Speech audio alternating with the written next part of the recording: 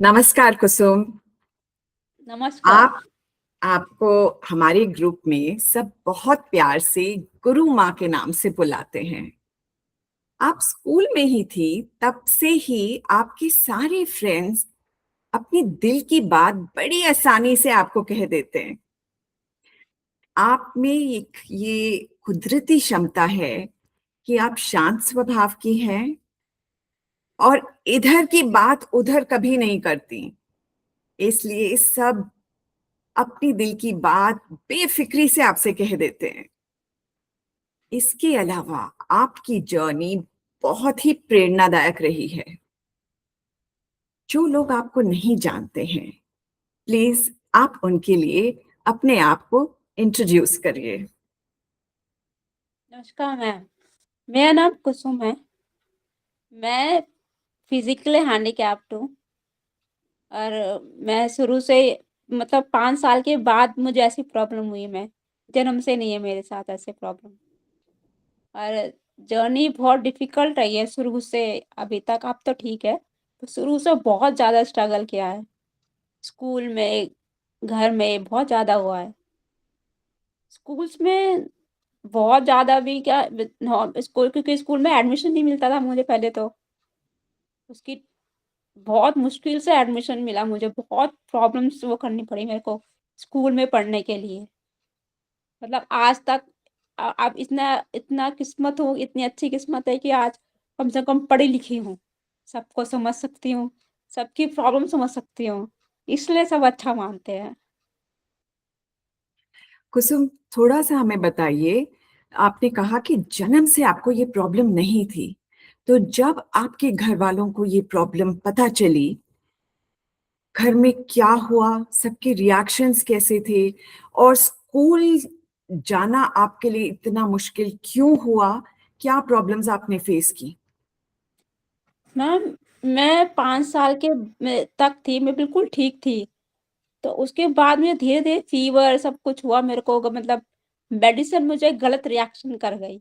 इसलिए मेरा left side का प्रॉब्लम ज़्यादा हुई मेरे को। लेफ्ट राइट हैंड मुड़ने लग गया मेरा, बिल्कुल ही। फिर मेरी बेंड होने लग गई एकदम से।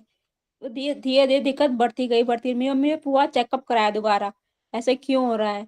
तो डॉक्टर्स ने कहा ऐसे गलत रिएक्शन होगा दवाई का, इसलिए ऐसे हुआ है। तो फिर बढ़ते ऐसी होती गई। फिर जब मम्मी को समझ आने लग गया है कि अब तो ये ऐसी है, मैंने हर जगह चेक करा है, कुछ नहीं हो रहा है। तो अब सबने बोला ये तो ऐसी रहेगी, इसको ऐसे ही रहने देते हैं। पर मेरे मम्मी-पापा ने बोला नहीं, अगर मेरे बच्चे सब पढ़े लिख रहे हैं, तो ये भी पढ़ेगी। ऐसे क्यों छोड़ दूँ इसको मैं? इसकी हेल्प नहीं छोड़ सकती, मैं इसको पढ़ाऊँगी, चाहे मुझे कुछ भी करना पड़े। तो मेरी मम्मी ने मेरी बहन के स्कूल में, गवर्नमेंट स्कूल में ट्राई किया, वहाँ पहले ट्राई किया, वहाँ ले गई थी। 1-2 दिन ट्राई करा कि रखो इसको, एडमिशन कराया, बोला ठीक है, कर लिया था मैंने एडमिशन, फर्स्ट क्लास में कराया था। पर दी 2-3 दिन तक मैम भी देखती गई, फिर बाद में वो इग्नोर करने लग गई मेरे को। बोला कि भई इतने सारे बच्चे होते, मैं इसमें कैसे ध्यान दूँ? मेरी मम्मी ने बोला प्लीज़ कोशिश तो कीजिए, ये भी पढ़ने में बहुत होशियार है, ट्राई तो कीजिए। मम्मी उनके हाथ जोड़ती रही, बाद में मुझे भी गुस्सा आया, मम्मी क्यों हाथ जोड़ती है? इनको समझ नहीं आ रहा। पर नहीं, कभी तो समझ आएगा इनको। 2-3 दिन, 4 दिन, 5 दिन लगी रही मैं पढ़ाई में। वहीं खड़े पर मैम ने कभी मेरे को देखा ही नहीं। और मैं धीरे-धीरे लिखती थी, मैम बोलती, "वानी, सब बच्चे लिख के निकल भी जाएँगे तो वहीं बैठी रहेगी। हमारा बस का नहीं, इसको निकाल दो।" फिर वहाँ से निकालना पड़ा मुझे, निकाल दिया मेरी मम्मी ने। फिर अब फिर मिला हुआ, इसको मैं ऐसे ऐसे नहीं छोड़ सकते, इसको पढ़ाना तो है। मम्मी फिर सबने बोला, "क्या करेगी पढ़ा के, रहने देना, नहीं हो रहा तो नहीं हो रहा, छोड़ दे।" बोला नहीं, इस बार पढ़ाना है तो पढ़ाना है, और कुछ तो करेगी अपनी लाइफ में, ऐसे कैसे छोड़ दूँ इसको मैं? मेरे सब बच्चे पढ़ रहे हैं तो इसको अकेला कैसे छोड़ूँ? तो मैंने ट्राई करा, हर स्कूल में ट्राई करा, किसी ने एडमिशन लिया ही नहीं। फिर जो आजकल आदि के नाम से है, वो पहले स्वास्तिक के नाम से था।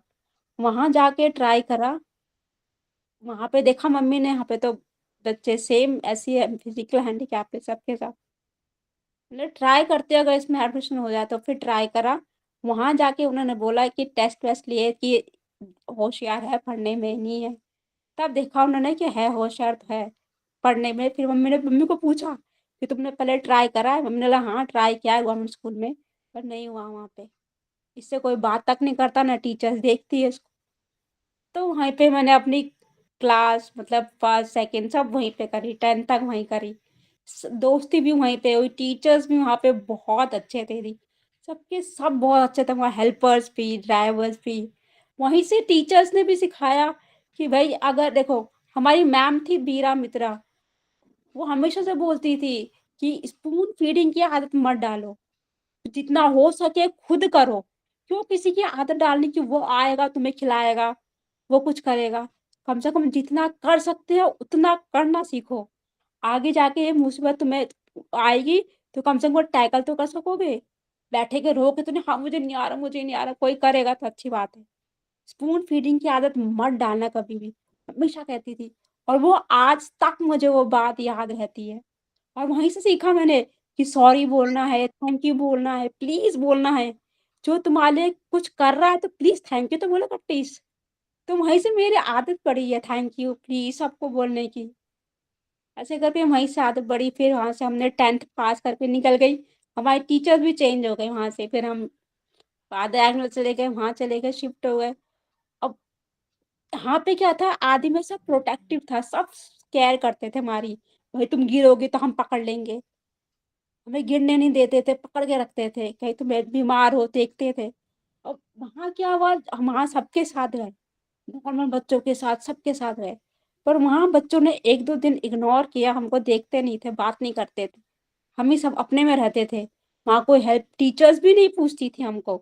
फिर बाद में हमने आवाज उठाई, हम सबने बोला कम से कम टीचर जैसे और बच्चों के साथ ट्रीट करते हो, एटलीस्ट हमारे साथ भी ऐसे ट्रीट करो, हम भी सेम है। हम क्या हम पढ़े लिखे नहीं है, हम भी पढ़े लिखे हैं। आप कुछ पूछो हम जवाब देंगे, एटलीस्ट पूछ तो सही। इसलिए हम सबके साथ ऐसे ही अच्छे से रहे। फिर हेल्प मतलब उधर टीचर्स हेल्पफुली नहीं थी, हेल्पफुल भी थे ही नहीं। बहुत टाइम लगा वहाँ पे टीचर्स को सिखाने के लिए हमको भी, भाई टीचर्स बोलो कुछ पूछो हमसे, हम जवाब देंगे। फिर धीरे धीरे वहाँ पे बच्चे भी समझने लग गए, हमसे बातचीत करने लग गए, टीचर्स भी बातचीत कर रहे। हमने एक दूसरे से बोला है देख, यहाँ पे टीचर्स नहीं समझ रही है, दोस्त नहीं समझ रहे, जैसे हम दोस्त है, हम एक दूसरे को समझते हैं, हम दूसरे को भी सिखा सकते हैं। यहाँ पे आदि की तरह नहीं है कि कोई हमारी केयर करेगा, कोई पूछेगा। हम गिरेंगे तो हमको उठना है, खुद ही उठना है, कोई नहीं पूछ रहा हमको यहाँ पे।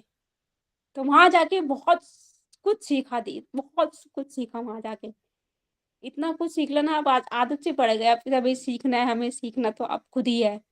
उसके बाद क्लास खत्म, बच्चे हम सब फ्रेंड्स अलग अलग हो गए।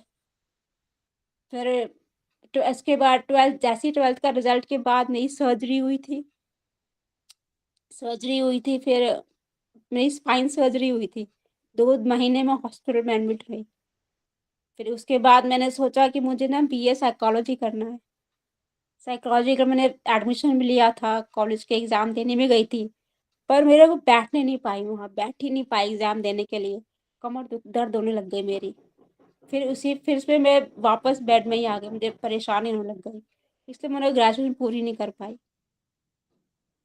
ऐसी बस प्रॉब्लम बढ़ती, अब ऐसे होते होते होते फिर सोचा मैं अगर नहीं कर पा रही तो एटलीस्ट घर में कुछ करूं, कुछ नहीं तो किसी को समझा समझा सकूं, किसी को मोटिवेट कर सकूं। मेरे बहुत से दोस्त है, फोन में बात करते रहते, कोई परेशान है, कोई ऐसी परेशान, उनको हंसाने के लिए कुछ ना कुछ तरीका निकल ही जाता है कि अगर मैं परेशान रहूंगी तो दूसरा ही परेशान हो ही जाएगा। जैसे अपना आप को पहले खुश रखना है, तब जाके दूसरों को खुशी भी देनी है। ये चीज बहुत सीखी मैंने लाइफ में। कुसुम, टोटली एडमायर यू। मेरे दिल में आपके लिए हर रोज एक नई चीज कुसुम के बारे में पता चलती है, और थोड़ी इज्जत, थोड़ा प्यार और बढ़ जाता है। आपने ये बताया कि डॉक्टर्स की लापरवाही से आपकी ये कंडीशन हो गई। आपने ये बताया कि जब आप स्पेशल स्कूल से एक नॉर्मल मेन स्ट्रीम स्कूल में गई, तब आपको जो सहयोग स्टाफ का और स्टूडेंट्स का चाहिए था, वो आपको नहीं मिला। इस पूरी कॉन्वर्सेशन में, इस पूरी बातचीत में आपने एक बार भी किसी को ब्लेम नहीं किया। ज्यादातर लोग बोलते हैं, हे भगवान ये मेरे साथ क्यों हो रहा है। आप एक नए नजरिए से हर चीज को देखती हैं। आप कह रही हैं कि मैंने सबको थैंक यू बोलना सीखा है, कि जो मुझे मिल रहा है उसके लिए आप कृतज्ञ हैं, आप आभारी हैं। सॉरी बोलना, एक खुशी है आपके चेहरे में, एक पीस है, एक कामनेस है। आप ये बताइए कि ये हिम्मत और ये पॉजिटिव एटीट्यूड आप में कैसे आता है। बस दी अपने आप को देख के ऐसी आ जा कि गुस्सा करने से कोई मतलब नहीं है दी, और परेशान होने से भी कोई फायदा नहीं है, क्योंकि हम रोएंगे अंदर तो और रोना आएगा अपनी परेशानी को देख के। इससे अच्छा अपनी परेशानी को देखना ही नहीं है, जैसे है वैसी ही ठीक है। अब इसमें इसमें परेशान की बात ही नहीं कि मैं ऐसी क्यों ब्लेम करना है अपना आप को, नहीं करना दी, अब नहीं, बिल्कुल नहीं करना। जैसे हैं बहुत अच्छे हैं, और मैं बहुत खुश भी हूँ, ठीक हूँ। अब मैं अपने नीस, नेफ्यू सबको पढ़ाती हूँ, वो भी बहुत खुश रहते हैं मेरे से, बोलते भी हैं कि मौसी या बुआ आप बहुत अच्छा पढ़ाते हो मुझे, बहुत अच्छे से ध्यान रखते हो, आपको तो गुस्सा भी नहीं आता। हमें हर बार बोलते हैं, मतलब गुस्सा आता है पर मैं गुस्सा नहीं करती। समझाने का मतलब ये नहीं तो गुस्सा करके सिखाओ, प्यार से समझाती हूँ इसलिए गुस्सा भी नहीं करती। समझने की बहुत जरूरी गुस्सा बात, करना है। बहुत सुंदर बात, कि हमें जिस हालात में हम हैं हमें खुश रहना चाहिए। Beautifully said Kusum. Kusum please उस दौर के बारे में बताइए जब आपकी पीठ की सर्जरी हुई थी, आपकी स्पाइनल सर्जरी। आपको जब पता चला आपकी सर्जरी होगी, और सर्जरी के बाद जो आपकी फिजिकल हालत थी और मेंटल इमोशनल हालत थी, उस दौर से, उस बहुत ही कठिन दौर था वो आपके लिए, उस दौर से आप कैसे निकल के आए। मैं 2 महीने दी हॉस्पिटल में रही, और उन 2 महीने में इतनी परेशानी हो गई मेरे को, मैं सच्ची में अब ब्लेम किसको किसको करूँ, क्या ना करूँ समझ नहीं आया। क्योंकि वो शायद मेरे लिए ज़रूरी भी था, ठीक होना तो सर्जरी होना भी बहुत ज़रूरी था। तो मैं समझ नहीं पाई मैं कैसे क्या करूँ? मैं बेड में हो गई थी पूरा। पहले थोड़ा बहुत वॉक करती थी, पर फिर जब बेड में लेटी मुझे इतना फ्रस्ट्रेशन, इतना गुस्सा भी आया अपने आप के। आज मैं चल क्यों नहीं पा रही? पैर क्यों नहीं उठ रहा मेरा? क्यों मैं बेड में लेटी हूँ 2 महीने, 3 महीने, दिन 4 महीने बेड में लेटी रही मैं। 5 महीने हो गए बेड में ही थी मैं। ना बैठ पाई, ना उठ पाई, दर्द, परेशानी, बहुत गुस्सा भी आया। पर मेरी मम्मी ने भी समझाया मेरे को, पापा भी बोलते थे, "ये तेरे लिए हुआ है तो अच्छे के लिए हुआ है। इसे ऐसे मत इग्नोर कर कि मुझे क्या हुआ है, मुझे क्यों हुआ है? परेशानी अभी है, थोड़े टाइम के लिए, ठीक हो जाएगी। अपना ध्यान पढ़ाई में लगा, अच्छी बुक पढ़, जिससे तेरा ध्यान भी किताब में लगा रहेगा।" तो बस धीरे-धीरे करके दी किताबों में भी ध्यान रहा, दोस्तों के फ़ोन भी आते रहे, मेरी टीचर्स के भी फ़ोन आते रहे। अपने आप को नहीं समझना, परेशानी नहीं देखनी है, बस यही सोचती रही। और बीच में बस गाने सुनते रहती थी, कुछ गुस्सा आया तो गाने सुन लो। यही था। बहुत आपने हिम्मत दिखाई, और इसीलिए आप हील कर पाई। मुझे याद है बीच में एक ऐसा अरसा था, आपको लग रहा था कि शायद आप पहले जैसी जिंदगी, बैठना चलना कर ही नहीं पाएंगी, लेकिन आपने हिम्मत नहीं हारी और एक पॉजिटिव एटीट्यूड रखा। इसलिए आज आप हमारे साथ हंसी खुशी ये इंटरव्यू कर रही हैं, और इतने लोगों को प्रेरणा मिलती है आपके इस जीवन से, कि जो हमारे पास है उसका बेस्ट यूज करिए, खुश रहिए, और कुछ दूसरों के लिए करिए। आप एक बहुत ही अच्छी सक्षम टीचर हैं। आप छोटे बच्चों को इतने प्यार से समझाती हैं, जो उनको दिक्कतें आती हैं वो झट में दूर हो जाती हैं, और वो अपनी कक्षा में बहुत अच्छा कर रहे हैं। तो आपको बहुत बहुत बधाई Kusum. Thank you. Amazing teacher you are. Kusum, एक और डिफिकल्ट फेज आया था आपकी लाइफ में, जब अचानक आपके पापा गुजर गए थे। आप थोड़ा सा उस फेज के बारे में शेयर करना चाहेंगी हमारे साथ। जी, पापा, हाँ, पापा गुज़रे थे मेरे, बहुत परेशानी भी होती थी उन दिनों कि एक पेरेंट्स है इतने बूढ़े कैसे हो गए, इनकी उम्र बड़ी क्यों, कि वो आज इनकी डेथ भी हो गई। बहुत बुरा लगा उनको देख के, लगता था कभी ये पेरेंट्स कभी बूढ़े हो ही ना तो अच्छा है, जैसे है वैसे ही रहे, इनकी उम्र ना बढ़े यार, ऐसे ही रहे ये काश। और जिस दिन गुजरे ना इतना बुरा लगा ना दी, मैं बता नहीं सकती कितना बुरा लगा। ऐसे ही रहे। कुसुम, इस सारे सफर में बुद्धिज्म और चांटिंग ने आपको कैसे हिम्मत दी है? हाँ, मैं प्रैक्टिस करती हूँ नितिन बुद्धिज्म की। उसने बहुत मतलब बहुत कुछ सिखाया है। विज़डम कैसे करते हैं, कर्ज सिखाया है, बहुत चीज़ें सिखाई है। उस प्रैक्टिस से मैं कम से कम ठीक है, मैं किसी को ब्लेम वैसे भी नहीं करती और अब तो और भी नहीं करती। अगर गिरती हूँ तो रोती भी नहीं। गिरी हूँ तो कोई बात नहीं, दोबारा उठना ही है, कोई तो उठा ही देगा, नहीं उठेंगे तो कोई तो उठाएगा। ब्लेम नहीं करती। इस प्रैक्टिस से बहुत कुछ सीखा मैंने। और चांट हमेशा करती हूँ अपने के लिए, खुद के लिए, दूसरों के लिए। खुशी बाँटना अपनी खुशी है तो दूसरों की खुशी भी बाँट देती हूँ। थैंक यू सो मच कुसुम। आपकी एक बहुत अच्छी बात लगती है सबको, मुझे भी, कि आपका सेंस ऑफ ह्यूमर बहुत प्यारा है।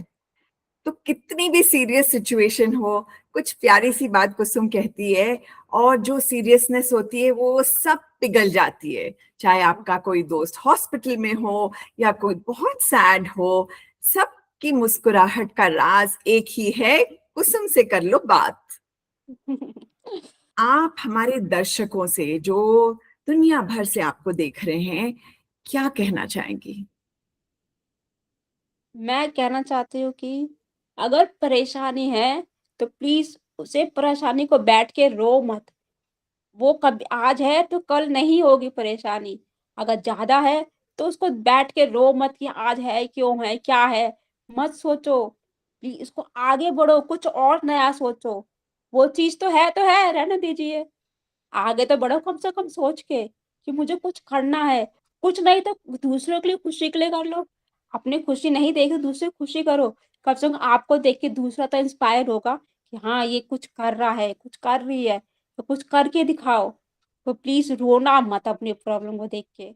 रोगे तो और रोना आएगा। प्लीज़ ऐसा बिल्कुल मत करना। खुश रहो, इसी में ही भलाई है। थैंक यू सो मच कुसुम।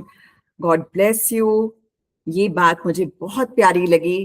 खुश रहो और दूसरों को भी खुश रखो।